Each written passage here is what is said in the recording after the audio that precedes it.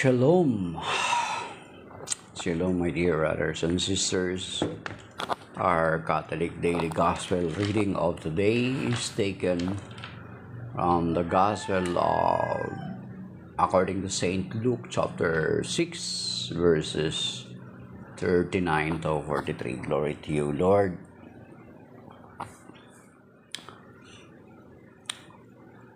And he told them a parable. Can a blind person guide a blind person? Will not both fall into a pit? No disciple is superior to the teacher, but when fully trained, every disciple will be like his teacher. Why do you notice a splinter in your brother's eyes, but do not perceive the wooden beam in your own? How can you say to your brother, "Brother, let me remove the splinter in your eye," when you do not even notice the wooden beam in your own eye? You hypocrite, remove the wooden beam from your eye first, then you will see clearly to remove the splinter in your brother's eyes. A good tree does not bear rotten fruit, nor does a rotten tree bear good fruit. The Gospel of the Lord. Praise to you, Lord Jesus Christ. Okay. So yan po ang Ebanghelyo ngayon, mga kapatid. Karugtong pa rin ng kahapon. Kahapon nag-end tayo dun sa na kung ano yung ginagawa natin, yung sukatan na ginagawa natin, ay yun din yung gagawin sa atin. Dito sa verse 39, he told them a parable. Come on, a blind person, guide a blind person. So, of course, hindi. Maliban na sa atin, sa kapanahunan natin, may mga professional na mga bulag, nakakalakad sila on their own. So, gamit yung tinatawag nitong yung stick, guiding stick. And then yung sa tingin ko, kasi diba sumasakay din sa mga jeep, ay yung hams, it is not only a purpose for mag-slow down yung mga sasakyan, pero ginagamit din yun para nakakount ng mga bulag kung saan na sila. So,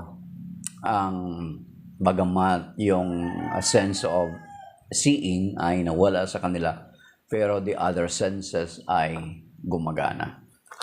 Pero dito sa Ebanghelyo ngayon na walang bulag na makaaring makakaakay ng kapwa niya bulag, or else pupuwaryo silang mapupunta sa hukay. So what does it mean na we cannot guide other people kung tayo ay hindi rin muna guided? Kung bagas, parang paano ka makapagbigay ng liwanag sa iba kung ikaw mismo ay nasa kadiliman. Amen? So kung nasa kadiliman ka, then how can you bring light? So magkakaroon lamang tayo ng makapagbibigay tayo ng liwanag or makapaggabay tayo sa iba kung tayo ay nagabayan din. At magagawa lamang natin yan kung tinanggap natin ang Panginoong Jesucristo at naghahari ang Panginoong Jesucristo sa ating buhay. At of course, isali natin na we are in His fold, we are in His flock. Kasi marami namang nagkiklaim na ang sinasabi, ito yung laging sinasabi sa akin, magbasa ka lang ng Biblia at hingin mo sa Espiritu Santo na gabayan ka, ay okay na yon. You don't need to belong to His church. Ganon. Yung ganong sinasabi. You don't need to belong His church. Alam naman natin na the Lord Jesus Christ ay nagtatag lamang ng iisang simbahan. At kung sasabihin natin, hindi, i-guide ka ng Espiritu Santo, just read the Bible and the Holy Spirit will guide you. Then kung paniniwalaan natin yung ganong klaseng logic, makikita natin na ibig sabihin pala, ang Espiritu Santo ang siyang author ng division sa kanyang simbahan, sa body of Christ, sa believers. Parang ganon ang mangyayari. Parang sinasabi natin, ina-attribute natin sa Espiritu Santo that the Holy Spirit is the author of division in the church. Whereas, makikita natin na hindi ganun. Kasi kung titingnan natin, basahin natin yung John chapter 14 hanggang chapter 16, makikita natin doon kung ano yung gampanin at gawain ng Espiritu Santo. Yun na nga, yung isa is to guide us in all truth and to teach us and remind us all what the Lord Jesus Christ has told us. So yun, magre-remind siya, mag-convict siya. Kaya basahin niyo, try niyo basahin John chapter 14 hanggang chapter 16. Nakalagay for on kung ano yung gampanin ng Espiritu Santo. So hindi siya author ng division. Kasi ang sinasabi sa ang author ng division is not the Holy Spirit. Ang sinasabi doon sa John chapter 10 verse 10 na sabi niya, ang magnanakaw ay naparito upang magnakaw, magwasak at pumatay. Magwasak at pumatay. Ngunit naparito ang anak ng tao to give us life and have it more abundantly. John chapter 10 verse 10. Ang sinasabi. So, magagawa lamang natin na magiging gabay tayo sa mga nadidimlan, okay, or nabubulagan kung tayo muna ay naliwanagan ng Panginoong Jesucristo. At sinasabi doon sa John chapter 8 verse 12, di ba sabi ng Panginoon, sabi niya, I am the light of the world. Sinasabi ito sa John chapter 8 verse 12. I am the light of the world. Okay. So John chapter 8 verse 12, Jesus spoke to them again saying, I am the light of the world. Whoever follows me will not walk in darkness but will have the light of light. So ibig sabihin, kung nasa Panginoon tayo, nagkakaroon tayo ng liwanag. Ang Panginoong Jesucristo ang ating liwanag at ang kanyang mga salita. At kung meron tayong liwanag, saka lamang natin ito din maibahagi sa iba. Makapag-guide tayo sa iba, makapag-guide tayo sa iba, what we call this, makapatnubay, makaagapay, makashare. Yun, mga kapatid. Kasi sinasabi ng John 8:12 verse, di ba, na siya yung liwanag. Pero alam nyo ba, later on, ay sinabi ng Panginoon sa Matthew 5:16, dito sinabi niya, I am the light of the world. Pero pagdating sa Matthew 5:16, sa Matthew chapter 5 verse 14 hanggang 16, sinasabi ron, take note sa Matthew chapter 5 verse 16, 14 to 16, ang sabi rito, sabi niya, you are the light of the world. Di ba? So, sinabi niya na sa kanyang mga lagad, you are the light of the world. Para tayong, ibig sabihin, para tayo palang mga buwan na kumuha tayo ng liwanag sa araw. Ang Panginoong Jesucristo yung parang araw at tayo yung buwan. That our lights comes from Him. Kaya nga sinabi dito sa Matthew 5:14, you are the light of the world. Tayo na yung sinasabihan na tayo ay liwanag ng sanlibutan. Then sa verse 16, sabi dito, just so your light must shine before others, that they may see your good works, good deeds, and glorify your heavenly Father. So kung nasa Panginoong Jesucristo na tayo, ay na-acquire natin, nag-i-illumine or nagra-radiate yung liwanag ng Panginoong Jesucristo, then yung ilaw na tinanggap natin sa Panginoon ay naibabahagi din natin sa iba. We cannot give if we do not have. So, ibig sabihin, we can guide only other people kung tayo mismo from ourselves is umpisa natin yung our own conversion. Of course, every sinners has a fast. Every saints has a fast. Sabi nga, ang lahat ng mga santo ay may mga madilim na karaan. Ganon, di ba? So lahat naman tayo. Pero ang sinasabi dito na kapag naghahari na ang Panginoong Jesucristo sa ating buhay, nasa sa atin na siya, sa ating buhay na siya, ay nagra-radiate itong liwanag ng Panginoon coming from the Lord, nagra-radiate din sa iba. Makapagbibigay din tayo ng liwanag sa iba. We cannot give to others if we do not have, mga kapatid. So magagawa lang natin yan kung nasa atin ang Panginoong Kristo. Kaya nga hindi daw pwede na umakay ang bulag sa kapwa niya bulag. So dapat we must be maliwanagan muna ng Panginoong Kristo. Then dun sa, di ba, sa Psalm 119 verse 105, na sabi niya doon na, Thy word is a lamp unto my feet and a light unto my path. Di ba, kinakanta natin kung minsan yan sa panahon ng Lent, kasi hindi natin kinakanta yung Alleluia. So, pinakanta natin yan. Thy word is a lamp unto my feet and a light unto my path. So then, babasahin ang Ebanghelyo. Sa 119 verse 105. So, ituloy natin yung mga kapatid. Sa Luke chapter 6 verse 39 to 43. So, yun mga kapatid. Okay.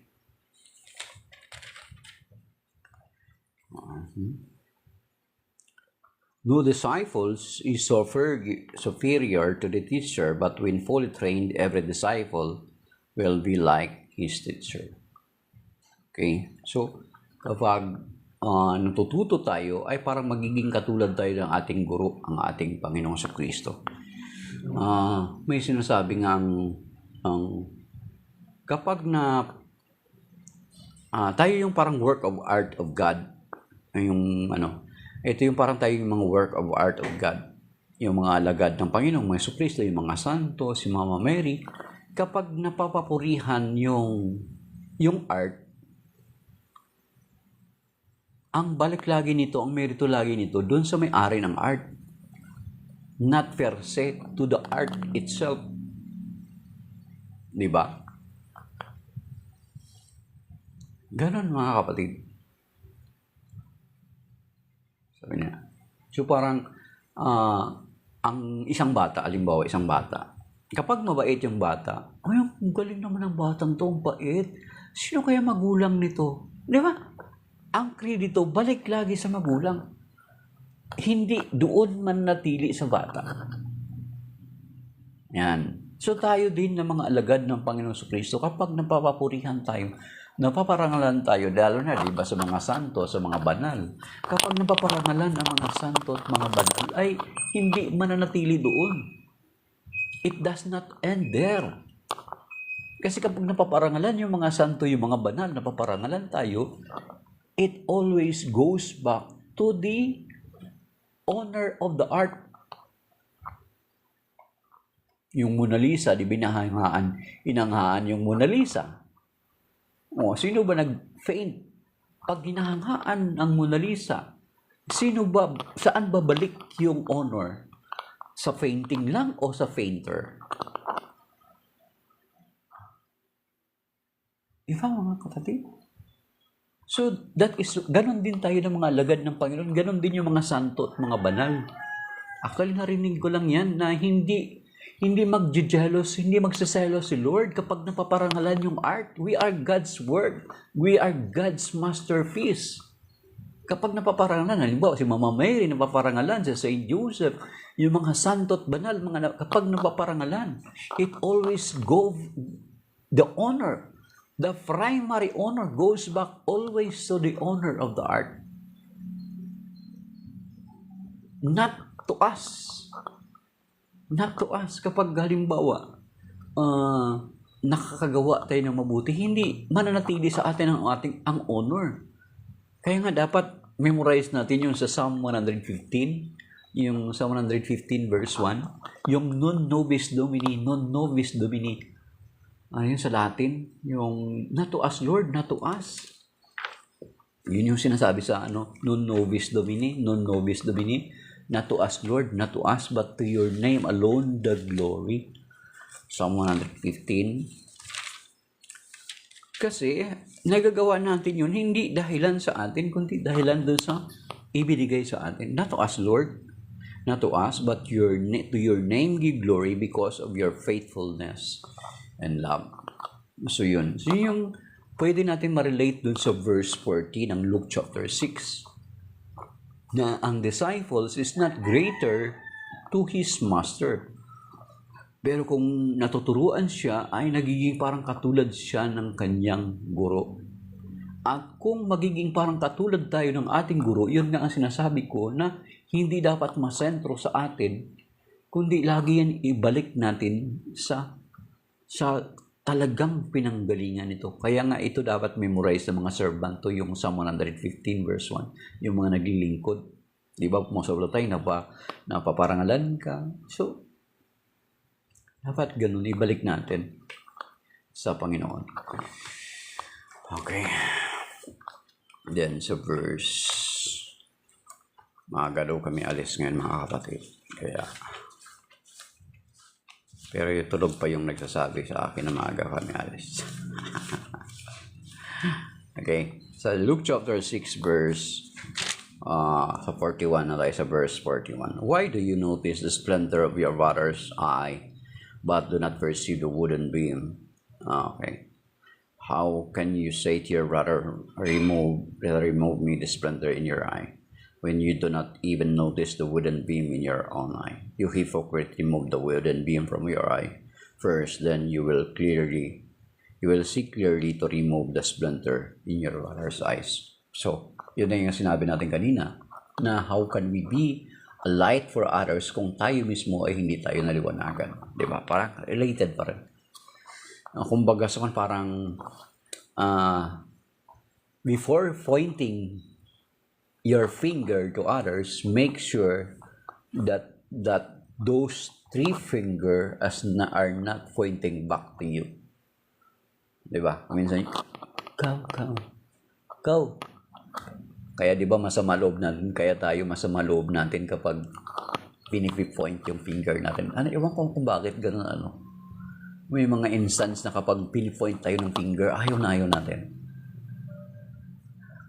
Pero dito sa amin yung bata, siya lagi sa nanghihingi ng barya. Ganun. Hindi ka nakapagbigay nung nakalipas na linggo. No, wag mong i-point yung finger sa akin, sabi ko sa kanya. Automatic ka agad, masama loob namin pag pinipoint yung finger sa atin.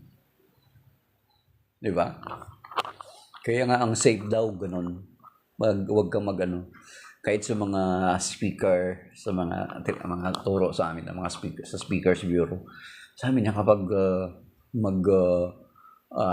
habang nasa harapan ka, huwag ka daw ganun. Kayo, ganun na lang daw, open hands.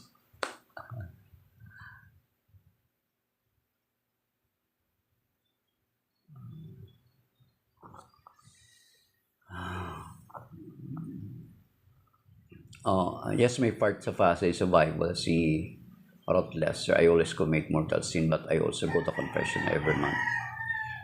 It is abusing God's mercy.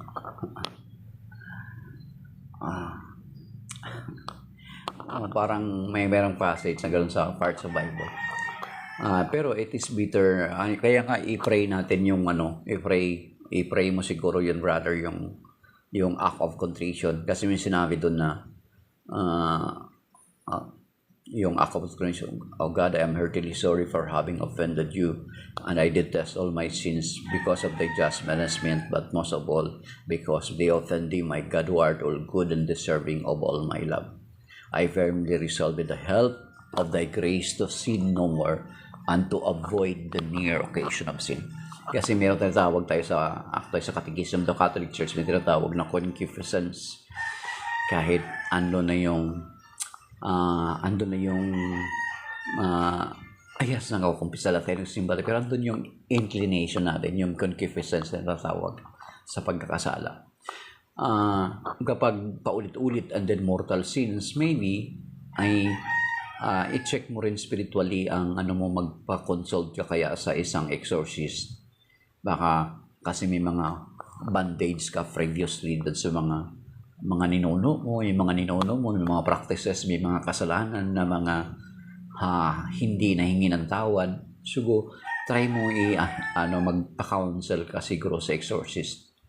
Kasi baka matulungan ka kung ano i-advise sa'yo para makaalpas ka doon sa continuous na pagkukumit ng mortal sin.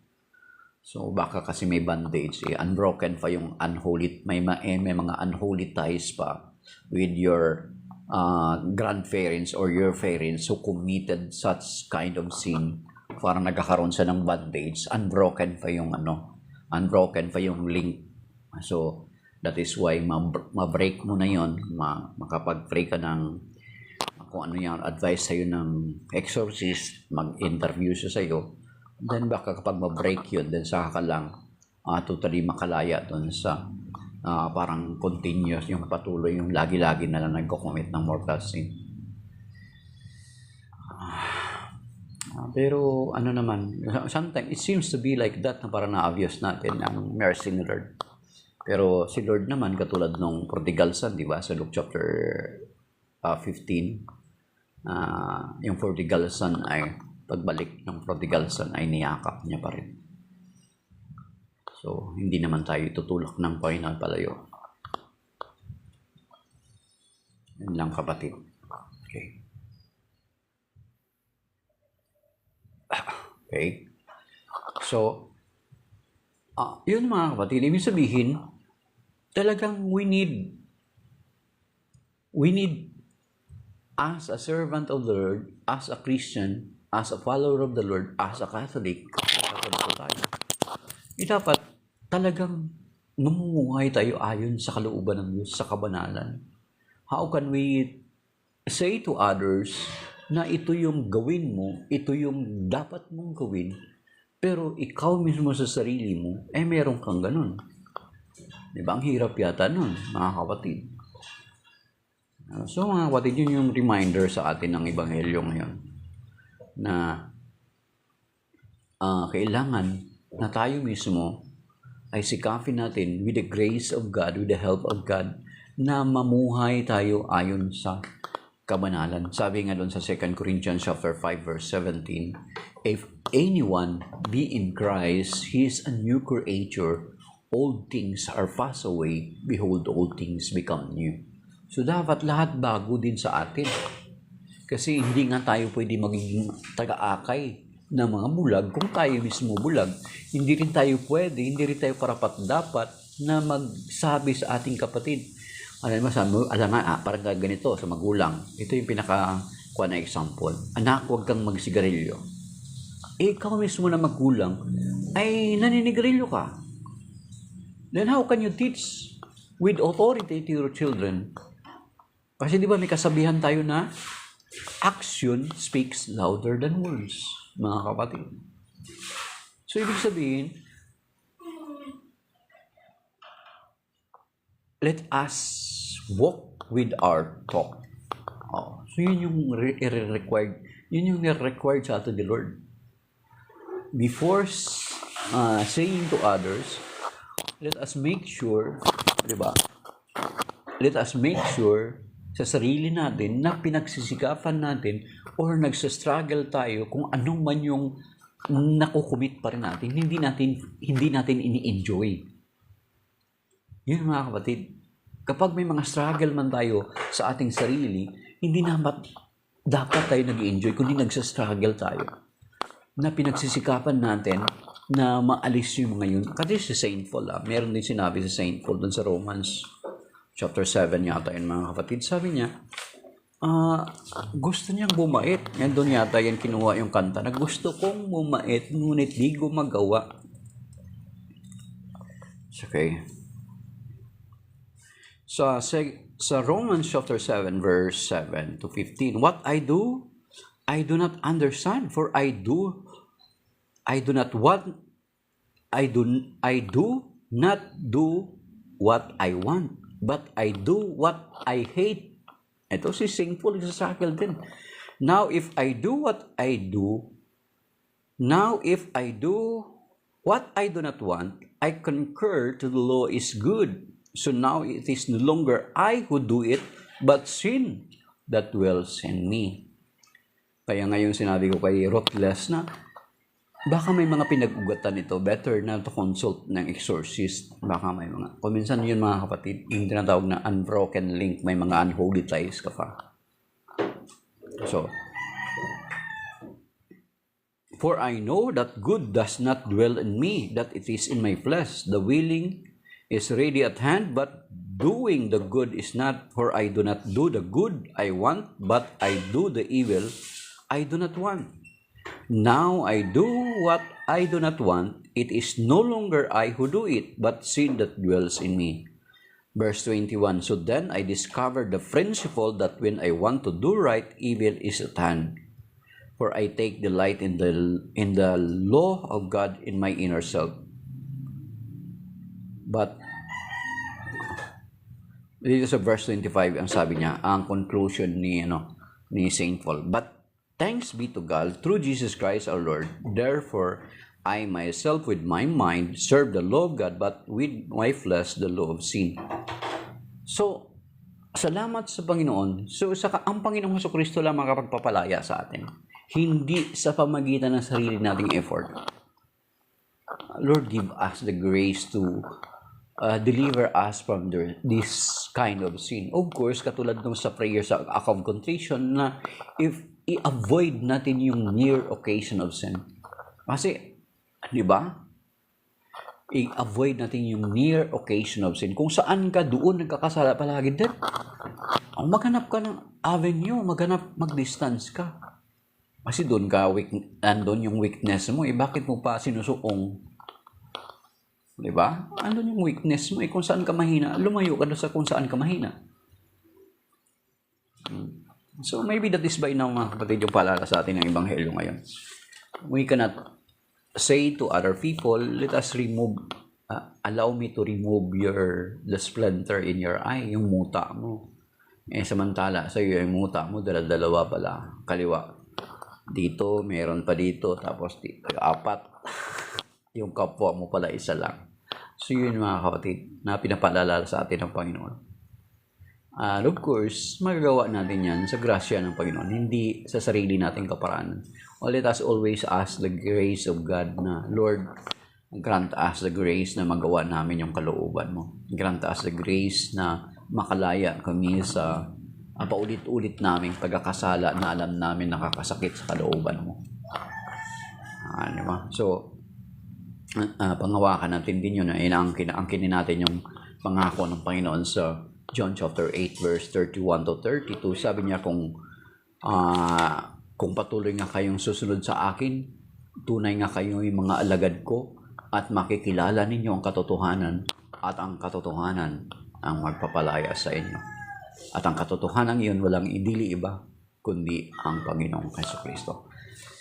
So, maybe that is by now mga kapatid. Shalom and may God bless us all. Maraming salamat po sa mga nag-like at sa mga